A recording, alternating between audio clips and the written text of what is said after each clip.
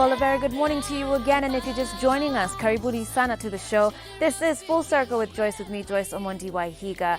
Now, as I mentioned as we were kicking off the show, this is our Health Focus Wednesday, and on the 30th of this month, the world will be marking Endometriosis Day. And today in studio we have a guest who has actually been suffered through this invisible illness, as they call it, and she's going to be sharing her story with us. Her name is Linda Nyadero, and she's an endometriosis warrior. Karibu sana to the show, Linda. It's good to see you here.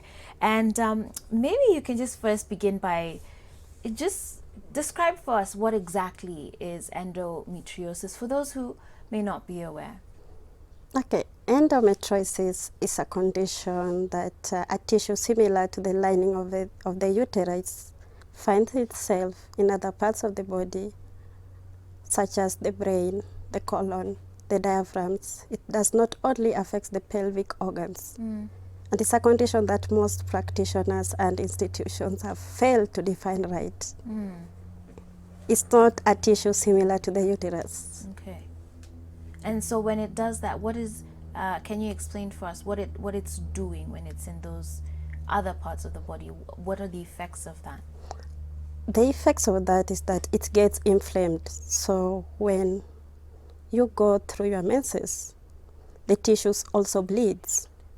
So the blood doesn't come out, it sticks. Okay.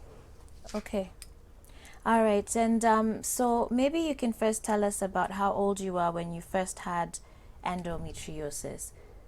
When did you first discover it for yourself? Okay, I first discovered that I didn't discover, but I had my painful menses since 15 when I was in Form 2.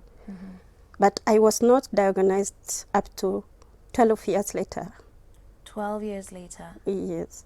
Wow. Maybe we can, okay, so let's go back to the beginning, okay? When you were first experiencing these painful menses, what were you thinking? I mean, what was going through your mind as far as what was happening? Did you think it was normal at the time? Were you talking to your friends, your family, maybe other female relatives around you? Were there any sort of explanations coming your way? When I had my first period, it was so painful. I approached my mom and she told me, it's normal, you are just becoming a woman, and gave me painkillers. So this continued to an extent. I was missing classes, but nobody ever took me seriously. There was an assumption like I didn't want school, which was not true. So I was ever in pain, missing classes, changing schools, but nothing ever worked. Yeah. And the medication that you were taking, were they just giving you regular painkillers, and those, they weren't doing anything for you? Yeah, I was being given the normal painkillers, the Brufen, the diclofenac, and sometimes the Panadols, just to slow it down. But to them, it was just the normal cramps.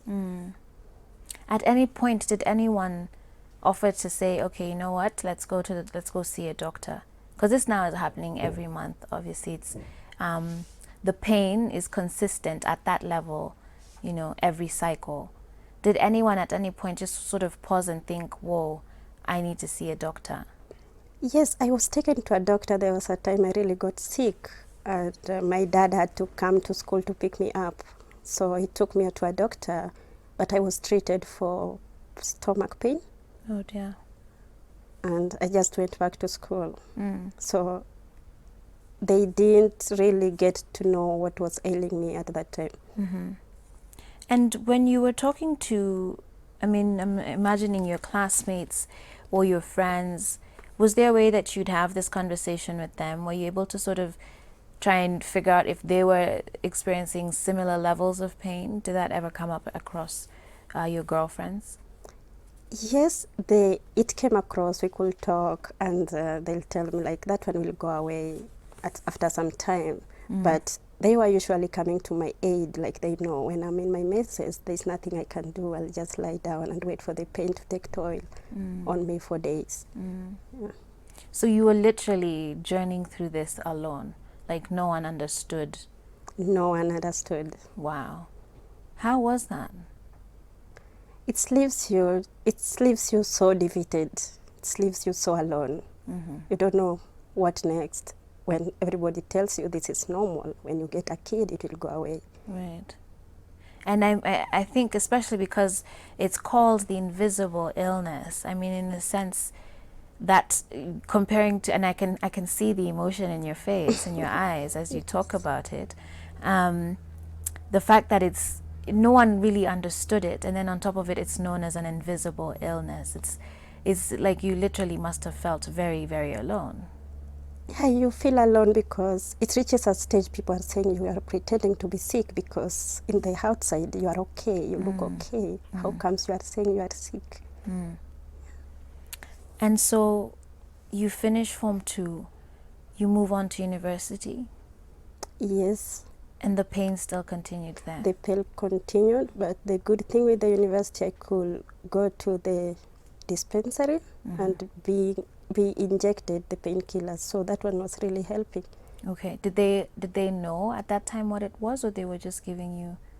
How did they end up injecting you with the painkillers? Because on my first days of menses, I couldn't do anything, so I had to call ambulances to rush me to the dispensary. Wow. For them to administer the painkillers. Yeah. So it could be administered for 2 days, then I become normal again. Yeah. And so you're now in university, you're sort of trying to manage this pain on your own. This is now from Form 2, so we're maybe halfway in between this diagnosis actually coming. But you went through a lot of things, actually. At one point, you attempted to commit suicide because of the pain. Yes. So when I finished campus, I was now in the job market. This pain was not going away. So I decided this is my life. I need to get a solution to this. This is not normal. So I started seeking for answers, visiting every health facility, both small and known in Nairobi. But I was being treated for PID. I was being treated for UTI. I was being treated for other diseases I didn't have. Finally, there was a time I got so ill along in Nairobi, and I was rushed to Aga Khan. And the doctor on duty told me, I think I know what's ailing you. I'm giving you a referral. So he gave me a referral to a gynecologist at the Aga Khan University. And he said, can I have all your medical records? The past medical records, I did literally everything from pap smear, MRIs, X-ray, ultrasound, so I brought them. And he told me we have to do laparoscopy surgery to see what is ailing you because all this looks fine. So I was booked for a surgery the following day. And when I came out, I had stage 4 endometriosis. It was literally everywhere. Wow. So I go in for my first surgery. They put me on treatment, hormonal treatment, basically to shut down my system. So I experienced my first menopause at 26. It was so shocking. And that really took toll on me. The drug was making me suicidal. I was on shock. So nobody understands the pain. Nobody's prepared for my emotions as a result of the drugs. Yeah. I'm all alone fighting it. And I didn't want to live anymore. So I thought the only thing was suicide. And I tried it thrice. 3 times? 3 times. Wow. Luckily, I survived. Yeah, we're glad you're here. And I reached my doctor and he told me, I think it's that drug. Come back, we see how to remove it from your system. So I'm put again on another hormonal drug called Leviol, just to counter the menopause symptoms. So I had to take the drug for 6 months to counter this. But the drug didn't help me. 6 months later, I go for my second surgery. This is another surgery to assess the problem, or now to try and, what was the second surgery about? To try to remove the tissue. The tissues. So I go in for my second surgery, And immediately after the surgery, they put me on another different drug called Lupron. The doctor telling me this might work, it might prevent the progression of the disease. So I'm like, oh, this one is going to work. Let me try this. But the effects were worse than the first one. Oh dear. They were making me sicker, fatigued. I couldn't work. I couldn't wake out of bed and go to work. So this made me to lose jobs. Yeah. At some point, you've lost 4 jobs because of this. Yes. Just not being able to get up in the morning, the fatigue, Yeah, the pain. The moods, the pain, the fatigue everywhere, and you don't just want to do anything. You just want to lie down and wait for whatever is coming across. Yeah. Wow. Eventually, you were able to get proper diagnosis, right? As you've told us. But this is coming 10 years later after you spent thousands, hundreds of thousands, in fact, almost 1 million shillings, is it? Actually, it's more than millions because a surgery costs like 500K at Aga Khan.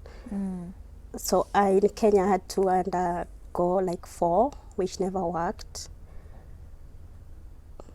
plus hormonal treatments, which never worked on me.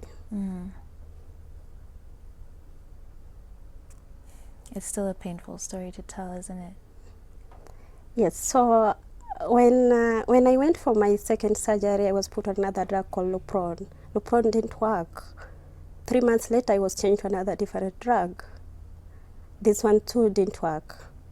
So I go in for my third surgery.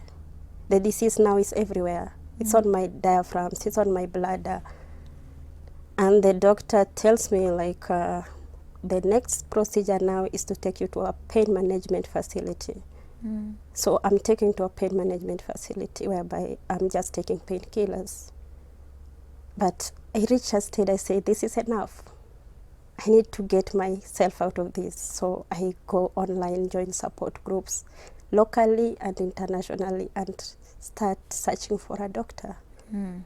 So through all this journey, I realized like all these medications were merely treating the symptoms but not the disease. And there's this doctor who is talking of removing the disease completely from my system. So I reach out to doctors all over. I'm given a list of 100 doctors. I need to reach all of them and see if they can help me out. I get in touch with them, sending my medical records, getting into consultation. At times, some of them do it for free. Some of them you pay up to $300 per 1 hour consultation. Wow. So finally, I settled on one doctor in Romania, and he was ready to take me in. And I make my way to Wellborn Endometriosis Center. That's where finally I got a relief. So they're able to treat you completely? Yeah. And clear it? Yeah, it was cleared. It's 6 months now without pain. Good. It has been amazing. Good, good. But obviously, as you talk about this story, I can totally feel and see the emotion in your eyes. It still feels very raw for you, I'm sure. I mean, after having been through this for 12 years, when you consider what you've had to deal with and eventually finding relief, and you look at our society and, you know, young girls who are possibly facing this right now, what comes to your mind as far as what to tell them? For maybe someone who doesn't even, maybe they don't even know what they're suffering from. What I can tell them, like extreme period pains isn't normal. No pain is normal. And we still have a long way to go from our medical society. First, they need to define this disease right, research more. It's no longer an issue affecting women. This issue affects us in both areas, economically, socially, psychologically. It makes women to withdraw from the society. And for a young girl undergoing this, people need to reach out to her and give her help. Yeah. Now that you're 6 months pain-free, what are you most looking forward to doing? What are some of the things that you just weren't able to do before? What are you most excited to do now? Okay, at the moment what I'm trying to do is like trying to create awareness, like there's this form of treatment that's available out there. Yeah. We should focus on treating the symptoms, but we should focus on treating the disease. And there's hope. There is. Yes. It's nice to see you smile. Yes. It's really nice to see you smile. If you're just joining us, Linda has been sharing her story on her battle with endometriosis, and today she stands here as an endometriosis warrior. And as she said, I just want to echo what she said. You know, if you're experiencing intense menstrual pain, it's not normal, and you need to seek out some help. And how can people get in touch with you, your foundation, perhaps the work that you're trying to do? How can people connect with you? Okay, we have a support group called Endo Sisters East Africa, whereby all women suffering from this condition come together and try to give support to one another and try to push our doctors to get this condition right for early diagnosis and the right treatment. Linda, we're glad you're here. We're glad you're well. Thank you. Yes, it is well with you. Thank you. Yeah, thank you so much for sharing your journey here today.